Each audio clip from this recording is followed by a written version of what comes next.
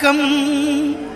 அதுவே ஆனைமுகமெனும் ஓங்கார விளக்கம்.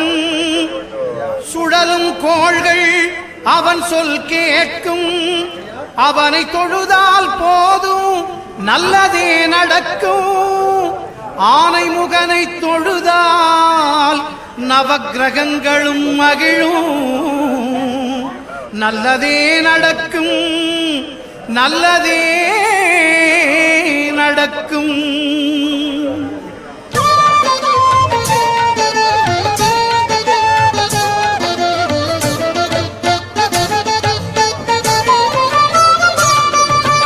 ஒன்பது கோளும் ஒன்றாய் காண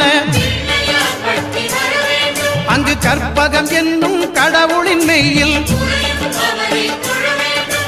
ஒன்பது கோளும் ஒன்றாய் காண அங்கு